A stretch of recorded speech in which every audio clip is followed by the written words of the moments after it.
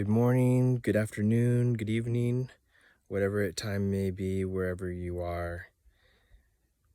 Let me just re-extend the invitation into the timeless, and let me just say to you, whoever you may be, that you are so incredibly loved.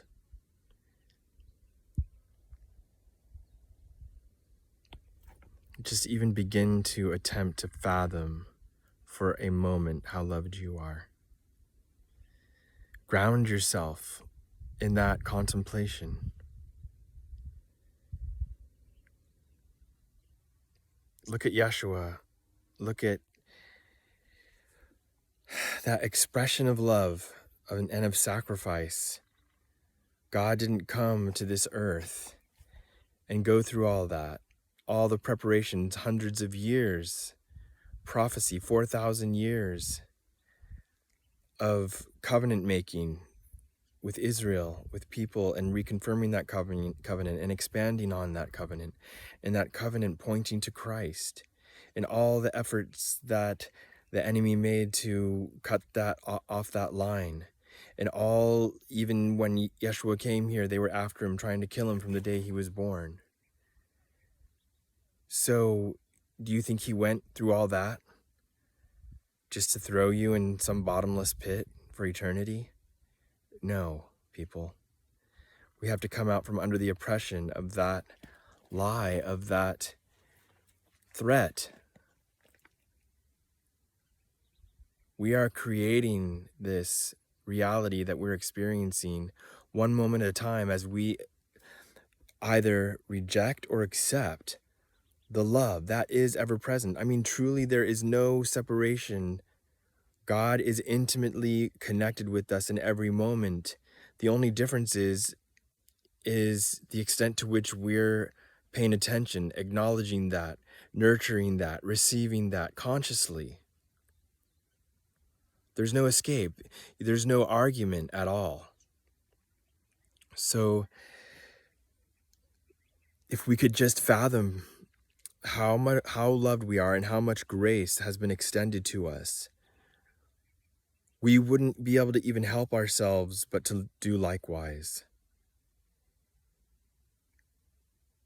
I've got my oxygen on right here on the line.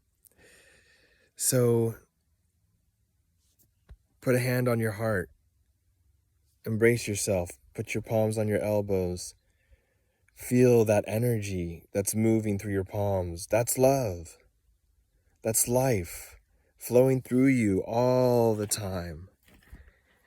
And the invitation is to come into conscious harmony with that and wakeful existence in the blessing of how intimately connected we are with the divine.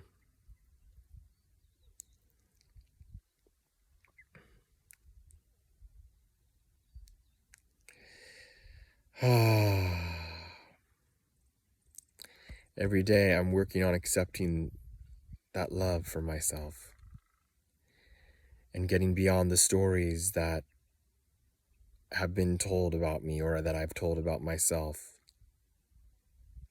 or that have been given to me as accept this as reality.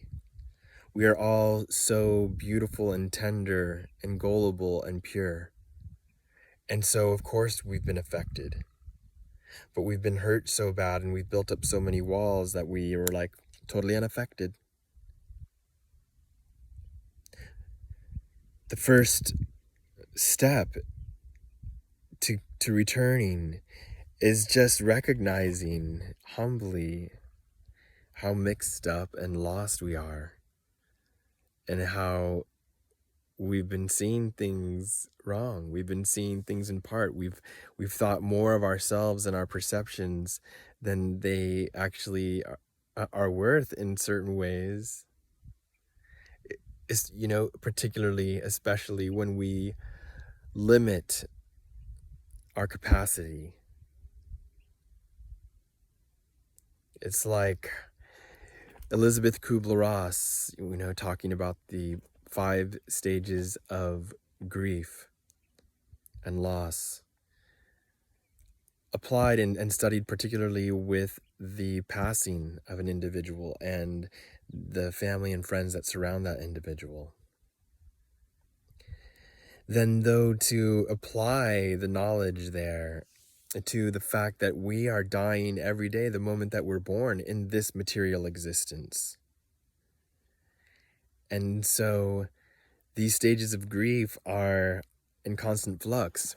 Even in a very close moment like that, the loss of a relationship, the loss of a friend, the death of a loved one, we don't just go through the stages of grief in a linear fashion. We bounce around to different places. We're angry one moment, we're sad one moment, we're in denial another moment, we're bargaining for a different reality in another moment. And then eventually we come to hopefully acceptance and a loving acceptance, and an acceptance that is full of wisdom and grace and beauty. And so we're always in some kind of state of flux and change, in between the manifestation of one reality and the manifestation of the next reality, or the end of one manifestation and the beginning of another manifestation. So let's be gentle with ourselves and each other. Let's see so much more.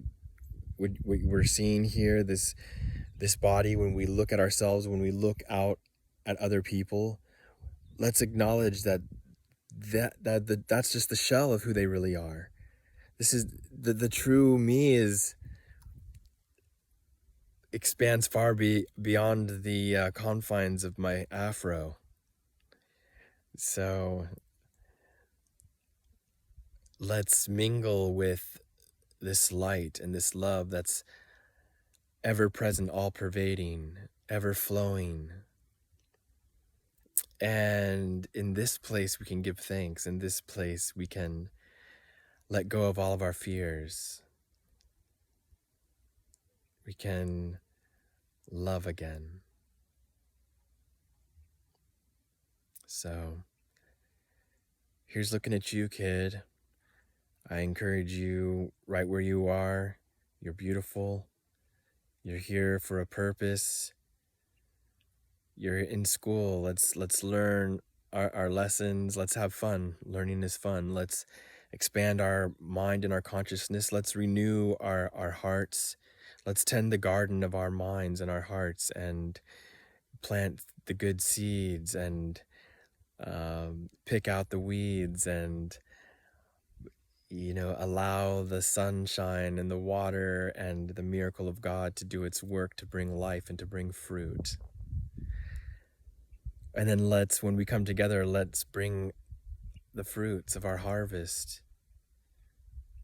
into our relationships and into our gatherings. And let's be the love and the light that we are. Could it be that simple?